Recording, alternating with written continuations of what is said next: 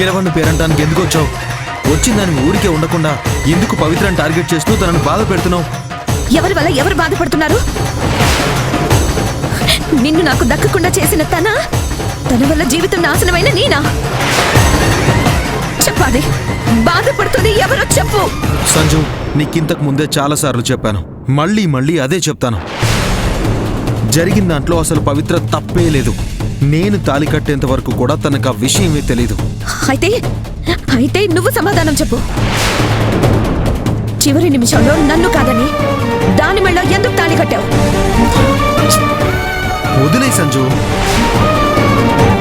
కొన్ని నిజాలు నీకు తెలియకపోవడమే మంచిది. ఆ నిజం నా గొంతు దాటితే నీ గుండె పగులుతుంది. తప్పించుకోవడానికి సాకులు చెప్పకాదు. నిన్ను మాయ చేసి పవిత్ర తన మెడలో ప్లాన్ ప్రకారమే తాళి కట్టించుకుందన్నది నిజం. ఆ నిజాన్ని నువ్వు నా ముందు ఒప్పుకోలేక తప్పించుకోవాలని చూస్తున్నావు. కాదు సంజు, నీ మెడలో నేను తాళి కట్టకపోవడానికి నా దగ్గర ఒక బలమైన కారణం ఉంది. ఉంటే చెప్పు. చెప్పలేను.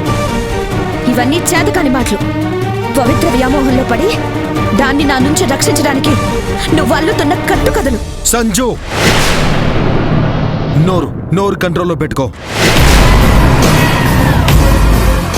పవిత్ర అంటూ చూసేదాకా నన్ను కంట్రోల్లో పెట్టడం నీ వల్ల కాదు కదా, ఆ దేవుడి వల్ల కూడా కాదు.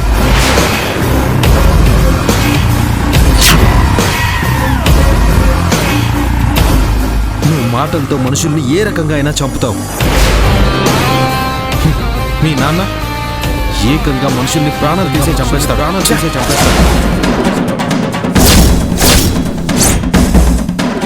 ఏం మాట్లాడుతున్నావు? యాస్, ఉన్న నిజమే చెప్తున్నాను. నీ మెడలో నేను తాళి కట్టకపోవడానికి కారణం మీ నాన్న. ఆయన ఏం చేశారు? మా అరవిందనేని చంపేశాడు.